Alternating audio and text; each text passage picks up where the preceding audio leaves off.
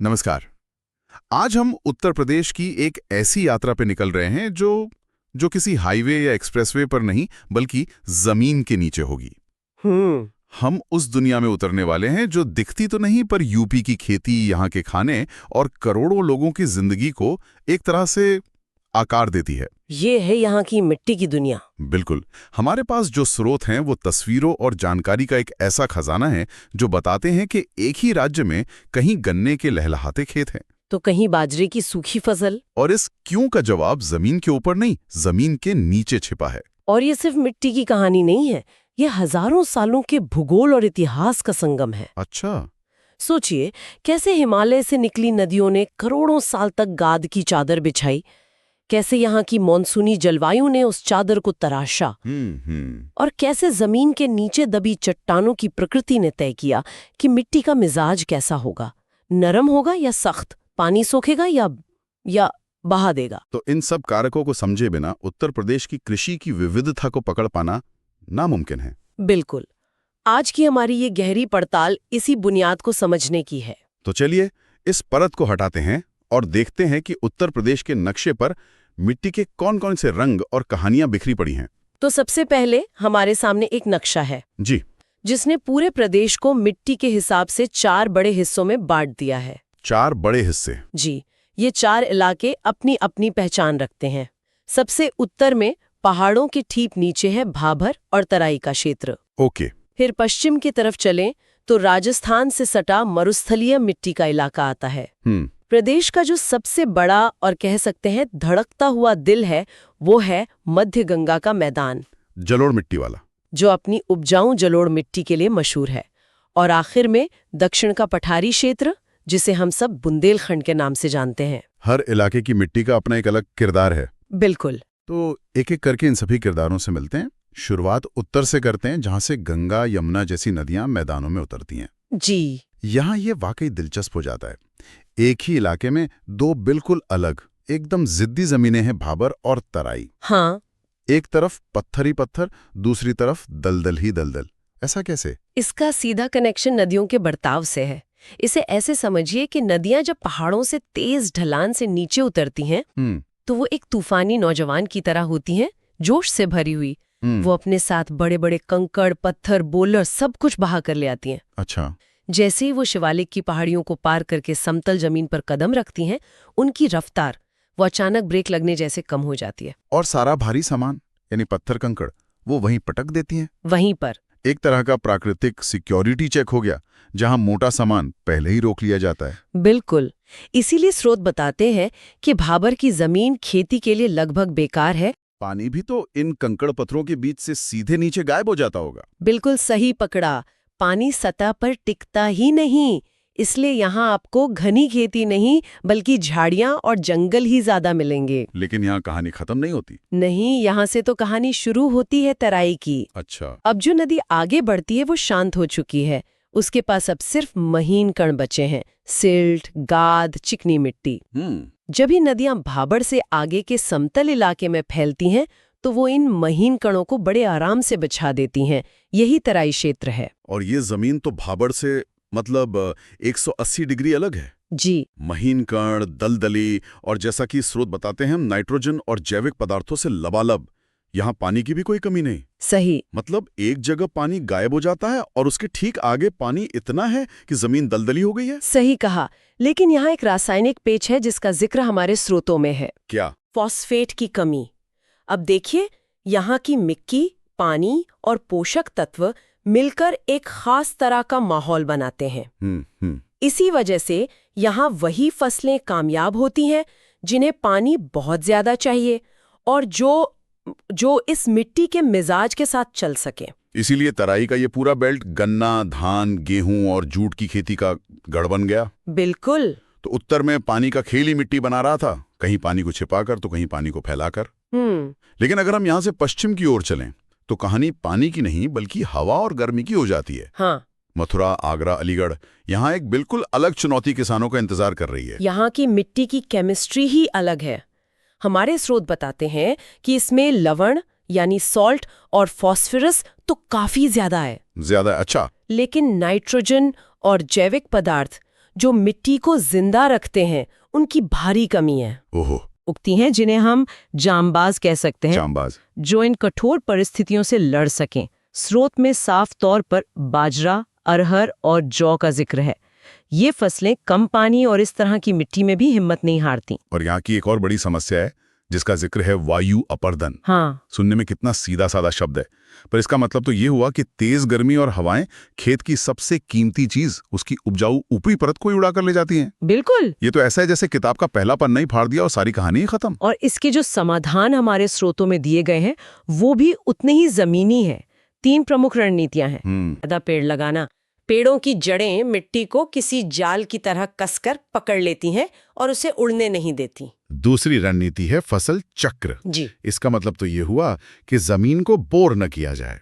हर साल एक ही चीज उगाकर उसके सारे पोषक तत्व चूस लेने के बजाय फसलें बदलते रहो, ताकि जमीन की सेहत बनी रहे। सही। और तीसरा, जो शायद सबसे असरदार तरीका है, वो है वृक्षारोपण, लेकिन एक खास ढंग से। वो कैसे? खेतों की मेड़ों पर यानी बाउंड्री पर पेड़ लगाना। ये पेड़ हवा की रफ्तार को रोकने के लिए एक हरी दीवार की तरह काम करते हैं। अच्छा, एक तरह का विंड ब्रेकर या सुरक्षा कवच। बिल्कुल, जो उसे गर्म हवाओं के थपेड़ों से बचाता है। तो हमने पहाड़ों के कदमों में चट्टानों और दलदल को देखा और पश्चिम में रेगिस्तान की रेत को भी परख लिया। अब हमारी ये जमीनी यात्रा प्रदेश के दिल में पहुंच रही है, उस सोने की खान में जिसे मध्य गंगा का मैदान कहते हैं। जी, उत्तर प्रदेश की सबसे उपजाऊ जलोढ़ मिट्टी का इलाका है।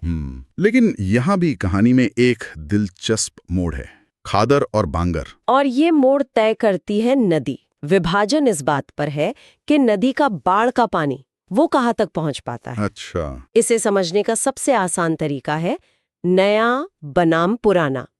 खादर, जैसा कि स्रोत बताते हैं, नई जलोढ़ है। नई जलोढ़ ये नदियों के ठीक पास वाले निचले इलाकों में मिलती है, जहां लगभग हर साल बाढ़ आती है। तो इसका मतलब ये हुआ कि खादर क्षेत्र में बाढ़ एक वरदान है, अभिशाप नहीं कह सकते हैं। जहां बाकी दुनिया बाढ़ से डरती है, यहाँ के किसानों के लिए वो जमीन को मुफ्त में खाद देने आती है। बिल्कुल, हर साल मिट्टी की एक नई ताजा पोषक तत्वों से भरी परत बिछ जाती मतलब है। जमीन हर साल खुद ब खुद जवान हो जाती है।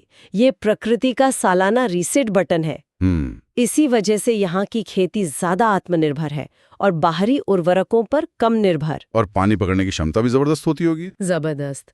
और यही माहौल धान और गन्ने जैसी पानी और पोषक तत्व चाहने वाली फसलों के लिए वो स्वर्ग जैसा है। ठीक है, ये तो हुई खादर की बात। अब बांगर क्या है? अगर खादर नई जलोढ़ है तो बांगर पुरानी जलोढ़ हुई। एकदम सही। ये उन ऊंचाई वाले इलाकों में मिलती है जहां अब बाढ़ का पानी नहीं पहुंचता। अच्छा। ये जमीन हजारों साल पहले बनी थी। अब चूंकि यहाँ हर साल मिट्टी की नई परत नहीं बिछती, तो खेती के वजह से इसके पोषक तत्व धीरे धीरे कम होते जाते हैं। तो मतलब बांगर की मिट्टी को थोड़ी मदद की जरूरत पड़ती है। जी, उसे ज्यादा सिंचाई और खाद चाहिए ताकि वो अच्छी पैदावार दे सके। इसीलिए यहाँ वो फसलें ज्यादा होती हैं जिन्हें खादर जितनी नमी की जरूरत नहीं। सही, जैसे गेहूं, दालें और तिलहन। लेकिन इसी उपजाऊ इलाके में एक बड़ी समस्या सिर उठा रही है, जिसका जिक्र हमारे स्रोतों में है। ऊसर और क्षारीय भूमि। कानपुर, रायबरेली जैसे जिलों में हजारों एकड़ जमीन बंजर होती जा रही है। जी। ऊसर, ये शब्द तो गांव में बहुत आम है, पर ये होता कैसे है? अच्छी भली जमीन अचानक बंजर क्यों हो जाती है? इसे ऐसे समझिए जैसे केतली में बार बार पानी उबालने पर नीचे सफेद परत जम जाती है। खेत में भी जब पानी सही से बह नहीं पाता और सिर्फ भाप बनकर उड़ता है, तो जमीन की सतह पर ठीक वैसी ही नमक की सफेद परत जम जाती है। तो ये लवण या सॉल्ट पौधों की जड़ों के लिए जहर की तरह काम करते हैं। बिल्कुल, और जमीन किसी भी फसल को उगाने लायक नहीं रहती। इसी को ऊसर होना कहते हैं। ये तो बहुत गंभीर समस्या है। हाँ, और स्रोत इसका एक कारगर समाधान भी बताते हैं, जिप्सम का इस्तेमाल। जिप्सम? जी, जिप्सम मिट्टी के साथ रासायनिक क्रिया करके इन हानिकारक लवणों के असर को खत्म करता है और मिट्टी की संरचना को सुधारता है। मतलब धीरे धीरे वो फिर से खेती के लायक बन जाती है। सही। बहुत खूब। अब हम अपनी यात्रा के आखिरी पड़ाव पर पहुंच गए हैं, दक्षिण की ओर, बुंदेलखंड के पथरीले और चट्टानी इलाके में। यहाँ के नाम मुझे बहुत दिलचस्प लग रहे हैं।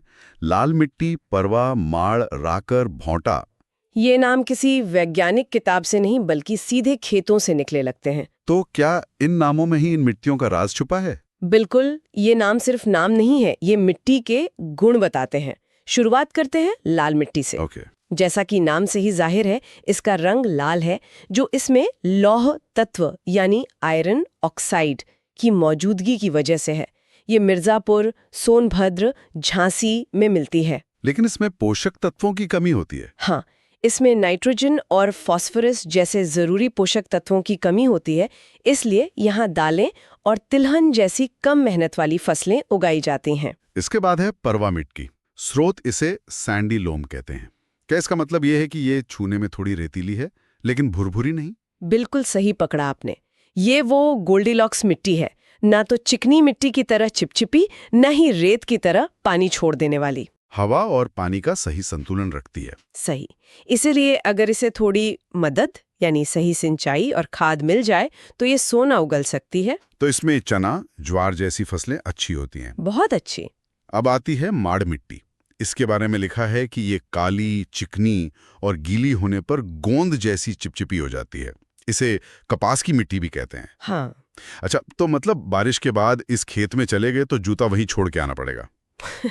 पूरी संभावना है, लेकिन यही चिपचिपापन इसकी सबसे बड़ी ताकत है। वो कैसे? ये स्पंज की तरह पानी को सोखकर लंबे समय तक पकड़े रखती है, जो कपास जैसी प्यासी फसल के लिए किसी वरदान से कम नहीं। और आखिर में है रैकर और भौंटा। ये नाम ही थोड़े पथरीले और ऊबड़-खाबड़ लगते हैं। और ये हैं भी वैसे ही। रैकर मिट्टी ढीली, कंकड़ पत्थरों वाली और कम उपजाऊ होती है। वहीं भौंटा मिट्टी विंध्याचल की ढलानों पर मिलती है। ये दोनों ही मिट्टियां मोटे अनाज जैसे ज्वार, बाजरा और तिल के लिए उपयुक्त है, जिन्हें बहुत ज्यादा पोषक तत्वों की जरूरत नहीं होती। जी। लेकिन इस पूरे दक्षिणी पठारी क्षेत्र की एक भयावह पहचान है, जिसका जिक्र हमारे स्रोतों में है और जिसकी तस्वीरें हम सब ने देखी हैं। अवनाली का अपर्दन, जिसे गली इरोजन कहते हैं, जिससे चंबल के बीहड़ बने हैं। ये सुनने में बहुत डरावना लगता है। ये एक बहुत विनाशकारी प्रक्रिया है। होता क्या है इसमें? जब ढलान पर पानी तेज रफ्तार से बहता है तो वो अपने रास्ते में मुलायम मिट्टी को काटता चला जाता है। पहले पतली नालियां बनती हैं, फिर वो नालियां चौड़ी होकर बड़े बड़े गड्ढों और घाटियों में बदल जाती हैं। यही बीहड़ है। और ये प्रक्रिया हजारों हेक्टेयर खेती की जमीन को निगल जाती है और उसे किसी काम का नहीं छोड़ती। ये तो सुनने में किसी प्राकृतिक आपदा जैसा है। मतलब जमीन को बीहड़ बनने से रोकने के लिए क्या हम सिर्फ पेड़ लगा रहे हैं, या पानी के बहाव को मोड़ने जैसी कोई बड़ी इंजीनियरिंग भी इसमें शामिल है? योजनाएं चलाई जा रही हैं।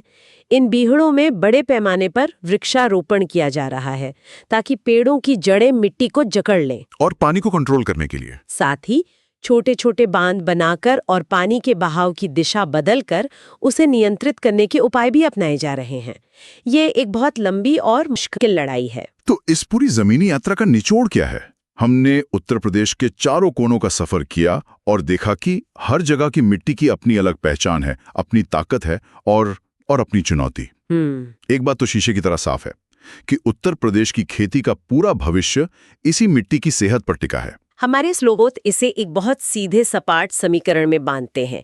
सही फसल प्लस सही मिट्टी बराबर सबसे अच्छी पैदावार। आप तराई की दलदली मिट्टी में बाजरा उगाने की कोशिश करेंगे तो नाकाम होंगे। और बुंदेलखंड की राकड़ मिट्टी में गन्ना नहीं उगा सकते।